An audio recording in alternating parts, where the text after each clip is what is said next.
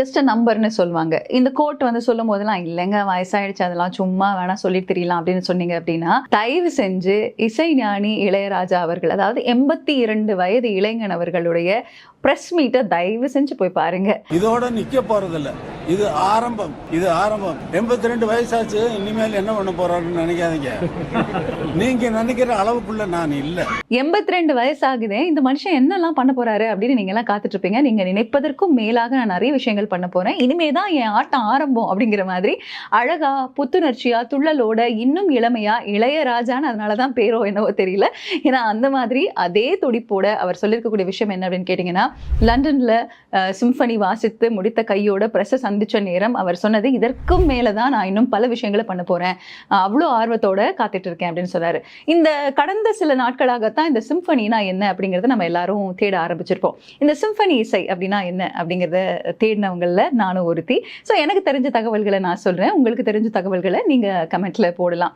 இந்த western classical music அதாவது சிம்பனில பல பகுதிகள் இருக்கு, ஆனா பிரதானமா 4 பகுதிகள் இருக்கு. இந்த சிம்பனிக்கு அப்படின்னு சொல்லிட்டு நிறைய விதிமுறைகள் இருக்கு, அந்த விதிமுறைகள் படிதான் சிம்பனி வாசிக்கப்படும். இந்த 4 பகுதிகளை மூமெண்ட்ஸ் அப்படின்னு சொல்றாங்க. ஒவ்வொன்றும் ஒரு அழகான மூமெண்ட். பட் ஸ்டில் இதுல வந்து சொனாட்டா அப்படிங்கிற ஒரு பகுதி நிச்சயமா இருக்கும். நம்ம இசைஞானி இளையராஜா சாரோட வார்த்தைகள்ல சொல்லணும் அப்படின்னு கேட்டீங்கன்னா, அவர் பிரஸ் மீட்லயும் சொல்லியிருந்தாரு, அதே போல இதற்கு முன்னாடி ஒரு மேடை நிகழ்ச்சியிலையும் சொல்லியிருந்தாரு. சிம்பனி எப்படி வாசிக்கப்படும் அப்படின்னா, ஒரு 4 கவிஞர்கள் இருக்காங்க. அந்த 4 கவிஞர்கள் ஒரு கவிதையை சொன்னா கேட்கறதுக்கு நல்லா இருக்கும். 4 பேரும் ஒரே டைம்ல சொன்னா அவங்களால புரிஞ்சுக்க முடியுமா அப்படின்ற ஒரு கேள்வி கேட்டாரு. அதே போல பிரஸ் மீட்ல பாத்தீங்கன்னா, ஒரு 4 பேர் ஒரே டைம்ல பேசும்போது கூச்சலா இறைச்சலா இருக்கும்ல அப்படின்னு. பொதுவாகவே ஒரு சவுண்ட் எப்படி ப்ரொடியூஸ் ஆகுது, ஒரு மியூசிக் எப்படி ப்ரொடியூஸ் ஆகுது அப்படின்னு கேட்டீங்கன்னா, naturally when you disturb something, நீங்க எதையாவது டிஸ்டர்ப் பண்ணா ஒரு சப்தம் வருது. ஸோ நாய்ஸுக்கும் மியூசிக்குக்குமான வித்தியாசம் என்ன அப்படிங்கிறத ரொம்ப அழகா ஒரு உதாரணத்தோட சொல்லியிருப்பாங்க. 4 பேர் சேர்ந்து பேசினா இறைச்சலா இருக்கு, கேட்க முடியாது, யார் யார் என்னென்ன பேசினாங்க அப்படிங்கிறது நமக்கு புரியாது.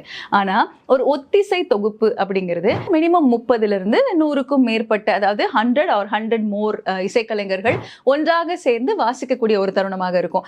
4 பேர் ஒன்னா சேர்ந்து பேசினா நமக்கு இறைச்சலா இருக்குல்ல. ஆனா இந்த சிம்பனி வாசிக்கப்படும் போது ஒவ்வொரு இசைக்கலைஞர்களும் வாசிக்கக்கூடிய அவங்களுக்கான நோட்ஸ், அவங்களுக்கு கொடுக்கப்பட்ட அந்த நோட்ஸை வாசிக்கும் பொழுது எல்லாம் ஒன்றா சேர்த்து கேட்கும் பொழுது அப்படி ஒரு தெய்வீகமான ஒரு எக்ஸ்பீரியன்ஸா இருக்கும்.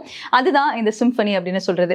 அதாவது 100க்கும் மேற்பட்ட கலைஞர்கள், அது வந்து நிறைய பேர் வாசிச்சிருக்காங்க, இதுக்கு முன்னாடி நிறைய பேர் இருக்காங்க. பட் இந்தியாவில இருந்து முதல் முறையாக இந்த சிம்பனி வாசிச்சு, அதாவது வேலியன்ட் அப்படிங்கிற தன்னுடைய அந்த தொகுப்பை வாசித்தது இசைஞானி இளையராஜா அவர்கள் தான். ஸோ நமக்கான பெருமையை எப்பவும் போல நம்மளுடைய தெய்வம் வாங்கி கொடுத்துருக்கு அப்படிங்கிறதுல ஆச்சரியப்படுறதுக்கு எனக்கு கேட்டால் ஆச்சரியம் இல்லை. ஏன் கேட்டீங்கன்னு வச்சுக்கோங்களேன், அவர் இன்னும் நிறைய பண்ண போறாரு. அவர் ஒரு தனி பிறவி இல்லையா, அவருக்கு இருக்கக்கூடிய ஞானத்தை நம்ம யாரோட கம்பேர் பண்ண முடியும். ஸோ டெஃபினெட்லி இந்த ஒரு நிகழ்வு வந்து தன்னை தகுதிப்படுத்தி கொண்டது அப்படின்னு வேணா சொல்லலாம். So as a ardent fan of Isaignani Ilaiyaraaja sir, நம்ம எல்லாருமே அப்படிதான் திங்க் பண்ணுவோம். இந்த மேற்கத்திய செவ்வியல் இசை தொகுப்புல எந்தெந்த கருவிகள்லாம் இருக்கும் அப்படின்னு பார்த்துக்கிட்டீங்க, பொதுவாகவே சொல்லுவாங்கல்ல ஸ்ட்ரிங் இன்ஸ்ட்ருமெண்ட்ஸ், வயலின், செல்லோ, இந்த மாதிரி ஸ்ட்ரிங் இன்ஸ்ட்ருமெண்ட்ஸ் ஒரு பக்கம் அப்படின்னா, இன்னொரு பக்கம் விண்ட் இன்ஸ்ட்ருமெண்ட்ஸ், ஃப்ளூட், அப்புறமா ட்ரம்பெட், சாக்ஸோஃபோன், விண்ட் இன்ஸ்ட்ருமெண்ட்ஸ் இருக்கும். அப்புறம் ட்ரம்ஸ் போன்ற தாள இசைக்கருவிகள், இது எல்லாமே சேர்ந்து 100 இசைக்கலைஞர்கள், அதற்கும் மேற்பட்ட இசைக்கலைஞர்கள் ஒன்றாக சேர்ந்து வாசிப்பது தான் இந்த சிம்பனி அப்படின்னு சொல்றாங்க. சொனாட்டா அப்படிங்கிற ஒரு பகுதி இதுல இருக்கு அப்படின்னு உடனே டக்குன்னு டைட்டன் ஆட் ஞாபகம் வந்துச்சு. ஏன்னா டைட்டன், சொனாட்டா, ஜாயின்ட் வெஞ்சர் அதெல்லாம் ஒரு பக்கம் இருக்கட்டும். பட் டைட்டனோட மியூசிக் ரொம்ப ஸ்பெஷல் இல்லை. ஓகே, அது நான் சரியா வாசிச்சேன்னா தெரியாது. But that is also a symphony. Mozart அவர்களுடைய சிம்பனி நம்பர் 25 அந்த ஒரு பீஸ் தான் இந்த டைட்டனோட மியூசிக் அப்படின்னு நிறைய விளம்பரங்கள்ல நிறைய இடங்கள்ல பார்த்தேன். உலகத்துல இருக்கக்கூடிய மாபெரும் கலைஞர்கள் Joseph Haydn, Beethoven, Mozart, Tchaikovsky, Mahler, இவங்களோட வரிசையில முதல் முறையாக அந்த முழு தொகுப்பையும் இத்தனை நாள் தன்னோட கனவை பியூட்டிஃபுல்லா வாசிச்சு அந்த கனவை அச்சீவ் பண்ணது மட்டும் இல்லாம இதுக்கு மேலதாங்க இன்னும் நீங்க பார்க்க போறீங்க. சொல்லுவாங்கல்ல, இந்த ஆரம்பிக்கலாங்களா அப்படிங்கிற ஒரு கேள்வி இருக்கும்ல, இவ்வளோ பண்ணியாச்சு ஆனா இதுக்கப்புறம் என்னோட கனவு இன்னும் நிறைய இருக்கு அப்படின்னு ரொம்ப ரொம்ப உற்சாகத்தோட இசைஞானி இளையராஜா அவர்கள் தன்னுடைய சாதனையை படைச்சிட்டு, இதெல்லாம் ஒன்றும் இல்லை அத்து பாருங்க அப்படின்னு சொல்லிட்டு 82 வயசு தான் ஆகுது அப்படின்னு சொன்ன உடனே நமக்கு வந்து சொல்றேனே வயசெல்லாம் குறைஞ்சி போச்சு அப்படிங்கிற ஒரு ஃபீல் இருக்கு. இன்னும் வேகத்தோட பெர்ஃபார்ம் பண்ணோம் அப்படிங்கிற ஒரு எண்ணம் எல்லாருக்குள்ளேயும் ஓடணும். ஐரோப்பிய இசை வரலாற்றுல இந்த மேற்கத்திய செவ்வியல் இசை, அதாவது வெஸ்டர்ன் கிளாசிக் மியூசிக் எப்போ டாமினேட் ஆச்சு அப்படின்னு கேட்டீங்கன்னா 1740 இருந்து 1820 வரைக்கும் தான் இந்த சிம்பனி இசை தொடங்கி அது பிரபலமாக ஆரம்பித்த காலகட்டம்னு சொல்லலாம். நம்முடைய இசைஞானி இளையராஜா அவர்கள் தான் அதாவது முதல் சிம்பனி வாசித்த இந்தியர் அப்படிங்கிற பெருமைக்கு உள்ளாகி இருக்காங்க. அங்கங்க பரவலாக சின்ன சின்னதாக சிம்பனி வாசிக்கப்பட்டிருக்கு அப்படின்னு சொல்லியிருந்தாலும் கூட ஆதாரபூர்வமாக முதல் இந்தியர், அதாவது சிம்பனி வாசித்த இந்தியர் அப்படிங்கிற பெருமை நம் தமிழர் இசைஞானி இளையராஜா அவர்களுக்கே சேரும். இதுல என்ன ஒரு பியூட்டி அப்படின்னு கேட்டீங்கன்னு வச்சுக்கோங்களேன், இந்த சிம்பனி வாசிக்கணும் அப்படின்னா நான் ஏற்கனவே சொன்ன மாதிரி மினிமம் 30 to 100க்கும் மேற்பட்ட கலைஞர்கள், பல்வேறுபட்ட இசைக்கருவிகள், இது எல்லாமே ஒன்றாக இணைந்து வாசிக்கக்கூடிய ஒரு அரங்கம் தேவைப்படும். ஸோ அப்படிப்பட்ட ஒரு அரங்கம் தான் லண்டன்ல இருக்கக்கூடிய இவென்டிம் அப்போலோ தியேட்டர். இந்த இவென்டிம் அப்போலோ தியேட்டர்ல தான் சிம்பனி வாசிக்கப்பட்டது. 34 நாள்ல எழுதிய நோட்ஸ் தான் இந்த சிம்பனி. அதற்கு வேலியன்ட் அப்படிங்கிற பெயரை இசைஞானி இளையராஜா அவர்கள் சூட்டியிருக்காங்க. லண்டன்ல இருக்கக்கூடிய ராயல் ஃபில்ஹார்மோனிக் ஆர்கெஸ்ட்ரா, இவங்க இந்த இசைக்கலைஞர்கள் தான் சிம்பனியா வாசிச்சிருக்காங்க. இதுல மேற்கொண்டு ரொம்ப அழகான விஷயம் என்ன அப்படின்னு கேட்டீங்கன்னா, இசைஞானி இளையராஜா அவர்களுடைய பாடல்கள், அந்த பாடல்கள் இடம்பெற்றிருக்கு. இதுல ஒரு 4 முறை வாசிக்கப்படும். இசைஞானி இளையராஜா அவர்கள் சொன்னது என்ன அப்படின்னு கேட்டீங்கன்னா, இதுக்கு நிறைய விதி இருக்கு. நான் ஏற்கனவே சொன்ன மாதிரி நீங்க வீடியோஸ் எடுக்கக்கூடாது, போட்டோஸ் எடுக்கக்கூடாது, அண்ட் எஸ்பெஷலி கை தட்டக்கூடாது. அதாவது ஒரு பீஸ் முடியும் போது ஒரு கேப் இருக்கும், அதாவது பின் ட்ராப் சைலன்ஸ் இருக்கும். எனக்கு என்ன ஒரு ஆச்சரியம் அப்படின்னா, நம்மளுடைய இசைஞானி அவர்கள் சொன்னாங்க, அவ்வளோ பேர் உட்கார்ந்துருக்க இடத்துல அந்த கண்டக்டர் அப்படிங்கிறவர் தான் நம்ம எழுதி கொடுக்கக்கூடிய அந்த நோட்ஸு, அந்த இசைக்கருவிகளுக்கு ஏற்ற மாதிரி அவர் கையை அப்படி உயர்த்தினார்னா எல்லாருமே ஒன்றா வாசிக்க ஆரம்பிப்பாங்க. ஸோ அந்த மொமெண்ட்டுக்கு முன்னாடி வரைக்கும் சலசலப்பு நிறைய இருக்கும். ஆனால் அந்த கண்டக்டர் இப்படி கையை தூக்கிட்டாரு அப்படின்னா எல்லாரும் அமைதியாயிடுவாங்க. அந்த பின் ட்ராப் சைலன்ஸ் அப்படின்னு சொல்கிறாங்கல்ல, நிஜமான பின் ட்ராப் சைலன்ஸாக அவ்வளோ பெரிய அரங்கத்தில் அத்தனை நபர்களுக்கு முன்னாடி நீங்கள் கேட்கும் பொழுது கொஞ்சம் கிடுக்கிடுன்னு ஆயிடும் அப்படின்னு அவரே சொன்னார். நமக்கெல்லாம் ஏமாத்திரம் இல்லையா? ஸோ அந்த கண்டக்டர் பேர் என்ன தெரியுங்களா? மைக்கேல் டாம்ஸ் அவர்கள் அப்படி கையை உயர்த்தினாங்க அப்படின்னா டோட்டல் பின் ட்ராப் சைலன்ஸ். அதற்கப்புறம் வந்ததெல்லாம் இசைஞானி இளையராஜா அவர்களுடைய மடை திறந்த பெருவெள்ளம். அந்த பெருவெள்ளத்தில் நம்ம எல்லாரும் நனைய காத்திருக்கோம். அந்த மியூசிக்கை நம்ம எல்லாரும் கேட்டோம். மேற்கொண்டு இந்த தொகுப்புகள் முழுமையாக பார்க்கணும் அப்படிங்கிற ஒரு ஆசை எல்லாருக்கும் இருக்கும். பட் அங்கேருந்து விட்னஸ் பண்ணவங்க யார் அப்படின்னு கேட்டிங்கன்னா, யுவன் சங்கர் ராஜா அவர்கள், கார்த்திக் ராஜா அவர்கள், அண்ட் இயக்குனர் பால்கி அவர்கள், ஷமிதாப், தனுஷ் அவர்கள் மற்றும் அமிதாப் பச்சன் அவர்கள் நடிச்சிருந்த ஷமிதாபுக்கு இசைஞானி இளையராஜா அவர்கள் கம்போஸ் பண்ணியிருந்தாங்க. சீனிகம் திரைப்படத்திற்கும் இசைஞானி இளையராஜா அவர்கள் தான் இசையமைச்சிருந்தாங்க. அதுல நம்மளுடைய 100வது நாள் திரைப்படத்தில் வரக்கூடிய விழியிலே மணி விழியிலே அந்த பாட்டு தான் ஜானே தோனா அப்படிங்கிற ஒரு அழகான பாட்டு, எல்லாருக்கும் தெரிஞ்சிருக்கும். ஸோ எந்த லாங்குவேஜ் எடுத்துக்கிட்டாலும் அந்த லாங்குவேஜில் இருக்கக்கூடிய பியூட்டிஃபுல்லான மாஸ்டர் பீஸை கொடுத்த மாஸ்ட்ரோ இசைஞானி இளையராஜா அவர்கள் நமக்கு இன்னும் பல பெருமைகளை கொடுத்துக்கிட்டே இருக்க போறாங்க. நாம அவங்களோட இசை வெள்ளத்தில் அப்படியே நீந்திக்கிட்டே இருக்க போறோம். இத்தனை கலைஞர்களும் இத்தனை கருவிகளும் ஒன்றாக சேர்ந்து ஒரு தெய்வீகமான ஒரு ஆன்ம நிலைக்கு நம்மளை கொண்டு போகும் பொழுது நம்மளை மீறி நம்மளோட எமோஷன்ஸ் கண்ட்ரோல் பண்ண முடியாதுல்ல. பட் ஸ்டில் நீங்கள் கிளாப் பண்ணக்கூடாதுங்கிறது ரூலு. ஆனால் நம்ம மனிதர்கள்னால இருக்க முடியல. என்னன்னா, அங்கே பார்க்க வந்திருந்த பார்வையாளர்கள் ஒரு பீஸ் முடிஞ்ச அடுத்த நிமிஷம் கைத்தட்ட ஆரம்பிச்சிட்டாங்க. அப்போது கண்டக்டர் அவருக்கு ரொம்ப ஷாக்கு, இது நடந்தது இல்லையே அப்படின்னு. இசைஞானிக்கு எப்படி நடக்காமல் இருக்கும்? நடக்கணும்ல. அதுதான் விதியை விதிகள் மீறப்படும், ரூல்ஸ் மீறப்படும் அப்படிங்கிற மாதிரி எங்கள் ஹியூமன் எமோஷன்ஸ் அப்படிப்பட்ட ஒரு மனிதர் அப்படின்ற மாதிரி அந்த 4 போர்ஷன்ஸை அழகாக வாசிச்சிருக்காங்க. அதுக்கப்புறம் புதிய வார்ப்புகள் திரைப்படத்திலேருந்து இடம்பெற்ற இதயம் போகுதே அப்படிங்கிற ஒரு பாட்டை இசைஞானி இளையராஜா அவர்கள் பாடியும் இருக்காங்க. அங்கே இருக்கக்கூடிய கலைஞர்களும் பாடியிருக்காங்க. அதையும் ரொம்ப சந்தோஷமாக ஷேர் பண்ணியிருந்தாங்க. அதாவது என்னோட பாட்டை என்னோட கலைஞர்கள் என்னோட ஊரில் அவங்களோட சேர்ந்து நான் பாடுறது வேற, பட் புதுமையாக வெளிநாட்டில் இருக்கக்கூடிய சொன்னேன்ல இந்த ராயல் ஃபில்ஹார்மோனிக் ஆர்கெஸ்ட்ரா அவங்களோட சேர்ந்து பாடும்போது அது ஒரு மிக புது அனுபவமாக இருந்தது அப்படின்னு சொல்லியிருந்தாங்க. சொன்னது மட்டும் இல்லாமல் 82 வயசு தான் ஆகுது அப்படின்னு நான் நினச்சிட்டு இருக்கேன். இந்த 82 வயசானால் என்ன பண்ண போறாரு நீங்கள் நினச்சிட்டு இருக்கீங்க அப்படிங்கிற மாதிரி ஒன்று சொன்னார். இங்கே தான் நான் உங்களுக்கு சொல்லுவேன், கை வலிக்குது, கால் வலிக்குது, ஐயோ டயர்ட் ஆயிடுச்சு, வயசாயிடுச்சு, அவ்வளோதானா இவ்வளோதானா அப்படிலாம் பேசிட்டு இருந்தீங்கன்னா தயவு செஞ்சு போய் அந்த வீடியோவை பாருங்க. Definitely you will stay motivated. இதுக்கு முன்னாடியும் இசைஞானி இளையராஜா அவர்கள் நிறைய அழகான பிரம்மாண்டமான ஆச்சரியங்கள் நமக்கு கொடுத்துருக்காங்க. அதாவது 1986 1986 ஹவு டு நேம் இட் அப்படிங்கிற ஒரு 10 ட்ராக்ஸ் அடங்கிய ஒரு ஃபியூஷன் ஆல்பமை அப்போவே இன்ட்ரடியூஸ் பண்ணியிருக்காங்க. ஸோ நம்மளோட இசைஞானி அவர்களுடைய இசை நம்ம பார்த்தாலே தெரியும், இது ஒரு கிராமத்து இசை மட்டும் இல்லாமல் ஒரு மேற்கத்திய இசை. நீங்கள் எந்த மாதிரி ஒரு இசை வேண்டுமோ அது அத்தனையுமே புதுமையாக படைக்கக்கூடிய ஒரு மனிதராக 80s இருந்ததுனால தான் இன்றைக்கு வரைக்கும் கோலோற்றி அவர்னால இருக்க முடியுது அப்படிங்கிறதுல மாற்று கருத்து இல்லை. 1988 நத்திங் பட் விண்ட் அப்படிங்கிற ஒரு ஆல்பம் ரிலீஸ் பண்ணாங்க. இந்த nothing but wind western classic music, நாட்டுப்புற இசை, கர்நாடக இசை, ஹிந்துஸ்தானி இசை, இது எல்லாத்தையுமே சேர்த்து உருவாக்கின ஒன்றாக அமைஞ்சிருந்தது. 2005 திருவாசகத்தை கம்போஸ் பண்ணி நம்ம எல்லாருக்கும் ஒரு டிவைன் ஆல்பமாக கொடுத்திருந்தாங்க இசைஞானி இளையராஜா அவர்கள். பூடபெஸ்ட்ல இருக்கக்கூடிய பூடபெஸ்ட் சிம்பனி ஆர்கெஸ்ட்ரா அவங்க தான் இந்த அழகான திருவாசகத்தை பதிவு செஞ்சிருக்காங்க, ரெக்கார்ட் செஞ்சிருக்காங்க.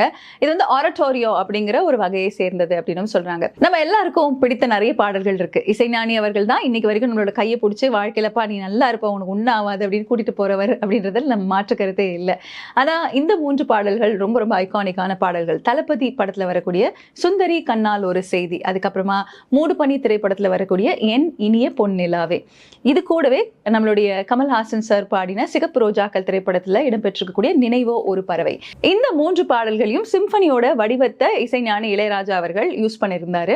அதாவது 4 மூமெண்ட்ஸ் இருக்குன்னு சொன்னோம் இல்லையா, அது வந்து ஒரு 4 போர்ஷன்ஸ் இஸ் மேண்டேட்ரி, அதுக்கப்புறம் இன்னும் பல பகுதிகள் இருக்கும். அதுல சொனாட்டா அப்படிங்கிற ஒரு பகுதி பிரதானமான ஒரு பகுதி. ஸோ இது போன்ற பகுதிகளை சேர்த்து இசையமைத்த பாடல்களில் சில உதாரணம் வந்து இந்த 3 பாடல். இந்த மாதிரி நிறைய வித்தியாசமான பாடல்கள் நமக்கு இசைஞானி இளையராஜா அவர்கள் கொடுத்திருக்காங்க. இந்த வேலியன்ட் அப்படிங்கிற சிம்பனி 34 நாட்கள்ல எழுதி ராயல் பில்ஹார்மோனிக் ஆர்கெஸ்ட்ரா லண்டனை சேர்ந்த ஆர்கெஸ்ட்ரா குழுவினர் இசைக்க, அது பார்த்துக்கிட்டீங்கன்னா இவென்ட்டும் அப்போலோ தியேட்டர்ல மார்ச் 8ஆம் தேதி பதிவு செய்யப்பட்டிருக்கு. இதுதான் நம்மளுடைய இசைஞானி இளையராஜா அவர்களுடைய முதல் சிம்பனி. நம்மளுடைய தமிழர் இன்னும் சொல்லணும் அப்படின்னு கேட்டீங்கன்னா இந்திய நாட்டிலிருந்து வாசிக்கப்பட்ட முதல் சிம்பனி இதுதான் பதிவு பண்ணியிருக்காங்க. இசைஞானி இளையராஜா அவர்கள் பிரஸ் மீட்ல சொன்னது என்னன்னு கேட்டீங்கன்னா, இதை டவுன்லோட் பண்ணி கேட்காதீங்க அப்படின்னு சொன்னாரு. சொன்ன அடுத்த நிமிஷம் எல்லாருமே சார் சார் சார் கண்டிப்பா சார் அப்படின்னு நம்ம எல்லாம் நினைச்சிருப்போம். பட் ஆக்சுவலி எனக்கு என்ன தோணுச்சு அப்படின்னு கேட்டீங்கன்னா, நான் லைவா நிறைய நாடுகளில் வாசிக்க போறேன். துபாய், இன்னும் பல வேர்ல்ட் டூர் நான் பிளான் பண்ணியிருக்கேன். இங்க எல்லா இடத்துலையும் 100 கலைஞர்கள் ஒரு அரங்கத்தில் வாசிக்கும் போது நீங்க கேட்கக்கூடிய அந்த அனுபவம் இருக்கு பாருங்க, அந்த அனுபவத்தை மிஸ் பண்ணாதீங்க அப்படின்னு சொல்லியிருந்தாரு. ஸோ அந்த அனுபவம் எல்லாம் முடிச்சு வந்து மேபி அது எங்கேயாவது அவைலபிளா இருந்ததுன்னா நம்மள மாதிரி துபாய்க்கும் ஆசியாவுக்கும் அங்கே எங்கேயும் சுத்த முடியாத ஆட்கள் அப்புறமா நம்ம பொறுமையா உட்காந்து கண்ணை மூடி ஒரு ஆண்மன் எல்லாம் கேட்டுக்கலாம். பட் அந்த வீடியோலாம் எடுக்கக்கூடாதுன்னு சொன்னா கூட அங்க இருக்கக்கூடியவங்க ஆர்வம் அடங்காம சில வீடியோ அப்படி எடுத்து நமக்கு லீக் பண்ணியிருக்காங்க.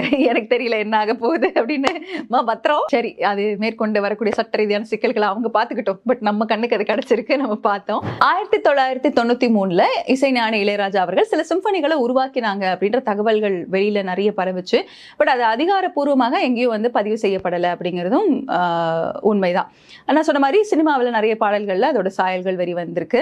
சிம்பனி வாசிக்க இசைஞானி இளையராஜா அவர்கள் தயாராகிறாங்கன்னு தெரிந்த உடனேயே நம்மளுடைய கோலிவுட் முழுக்க அந்த பரபரப்பு, தமிழ்நாடு முழுக்க அந்த பரபரப்பு இருந்தது. சிவகார்த்திகேயன் அவர்கள் இசைஞானி அவர்களை நேர்ல சந்திச்சு வாழ்த்து சொல்லியிருந்தாங்க. சூப்பர் ஸ்டார் ரஜினிகாந்த் அவர்கள் ட்வீட் பண்ணியிருந்தாங்க. பெருவாரியா எல்லா கலைஞர்களுமே வந்து அவருடைய புகைப்படத்தை பகிர்ந்து வாழ்த்து சொல்லியிருந்தாங்க. நம்மளுடைய மாண்புமிகு தமிழ்நாடு முதலமைச்சர் அவர்கள் அவங்களை நேர்ல சந்திச்சு மரியாதை செஞ்சு அனுப்பி வச்சிருந்தாங்க. சிம்பனியோடைய நேரம், அதாவது அந்த இசைக்கலைஞர்கள் எல்லாரும் சேர்ந்து ரொம்ப அழகா இசைக்கருவிகளோட ஒன்றிணைந்து நம்ம இசைஞானி இளையராஜா அவர்களுடைய நோட்ஸுக்கு அந்த கண்டக்டர் அப்படி கை அசைக்க எல்லாருமே ஒன்னா சேர்ந்து ஒரு அழகான அனுபவத்தை கொடுத்திருக்காங்களே. இந்த நேரம் வந்து 90 நிமிடம். இந்த 90 நிமிடத்துல 45 நிமிடம் இந்த சிம்பனி, இந்த வேலியன்ட் தொகுப்பு இடம்பெற்றிருக்கு. கூடவே சேர்ந்து இசைஞானி இளையராஜா அவர்களுடைய பாடல்கள், அவருடைய இசை எல்லாமே கலந்திருக்கு. அதுல முக்கியமான 2 பாடல்கள் அப்படின்னு சொல்லணும்னு கேட்டீங்கன்னா, மடை திறந்து அந்த பாட்டும், ராஜா ராஜாதி ராஜனந்த ராஜா அந்த பாட்டும். நான் ஏற்கனவே சொன்ன மாதிரி புதிய வார்ப்புகள் திரைப்படத்திலிருந்து இடம்பெற்ற இதயம் போகுதே இந்த பாட்டு வந்து இசைஞானி இளையராஜா அவர்கள் பாடியிருக்காங்க. தன்னுடைய முதல் சிம்பனி வேலியன்ட் அப்படிங்கிற அந்த அழகான ஒரு இசை ஒரு பதிவை வாசித்து விட்டு நமக்கு எல்லாருக்கும் பெருமை சேர்த்துட்டு நம்மளுடைய பத்ம விபூஷன் இசைஞானி மாஸ்ட்ரோ இளையராஜா அவர்கள் நம்மளுடைய தமிழ்நாட்டுக்கு வரும் பொழுது மாண்புமிகு அமைச்சர் தங்கம் தென்னரசு அவர்கள் அவங்களை வரவேற்றாங்க. அந்த பிரஸ் மீட்ல தான் சொல்லியிருந்தார், இந்த மாதிரி 13 நாடுகள்ல மேற்கொண்டு இந்த சிம்பனி இசையை தான் ரசிகர்களுக்காக வாசிக்க போவதாக சொல்லியிருந்தாங்க. இது ஒரு நல்ல அழகான செய்தி இல்லை. அதாவது ஒரு விஷயத்த நம்ம அரங்கேற்றிட்டோம், அந்த அரங்கேற்றின அந்த அனுபவத்தை எல்லாருக்கும் கொடுக்கறதுக்கு நான் ஒரு வேர்ல்ட் டூர் பண்ண போறேன் அப்படின்னு சொல்லியிருந்தாங்க. ஸோ சென்னையில எப்போ, தமிழ்நாட்டில் எப்போ அப்படிங்கிற ஒரு கேள்வி கூடவே இருக்குல்ல. நானும் கேட்டுக்கிறேன் உங்க சார்பா. இந்த ஒரு அழகான அனுபவத்தை பத்தி பேசும்போது கிட்டத்தட்ட 1000 பாடல்கள், 10,000க்கும் மேற்பட்ட பாடல்கள் நிச்சயமா இருக்கும். இது எதுக்கு கணக்கெல்லாம் வச்சுக்கிட்டு 1000க்கும் மேற்பட்ட படங்கள்னு சொல்றாங்க. ஏன்னா சிலர் எல்லாம் வந்து நம்ம கணக்கு போட்டு நம்பர்ஸ்குள்ள அடக்கவே முடியாது இல்லையா. அவங்க நமக்கு நம்மளோட லைஃப்ல எந்த மாதிரி ஒரு பெரும் பகுதியில ஜீவிக்கிறாங்க அப்படின்னு சொல்லணும் அப்படின்னு கேட்டா, இந்த காற்றை போல, அதாவது நம்மளோட சுவாசம் போல நம்ம அவங்கள நேசிக்கிறோம் அப்படிங்கிறதுல மாற்று கருத்து இல்லை. அதனால தான் நம்ம எல்லாருக்குமே என்றைக்குமே அவர் இசைஞானி. அப்படிப்பட்ட இசைஞானி அவர்களை என்றைக்குமே நம்ம கொண்டாடிட்டு இருப்போம். நம்மக்கிட்ட இருந்து அப்படி பிரிக்க முடியாத ஒரு உறவாக பந்தமாக இருக்கக்கூடியது இசை அப்படின்னா, அந்த இசையோடு சேர்ந்த இந்த ஞானியும் நம்மளோட கிட்ட இருந்து என்றைக்குமே பிரிக்க முடியாது. அப்படி பிரிஞ்சா நம்மளால நிச்சயமா சந்தோஷமா இந்த உயிரை கட்டி காப்பாற்றி வச்சுட்டு இருக்க முடியுமான்னு தெரியாது.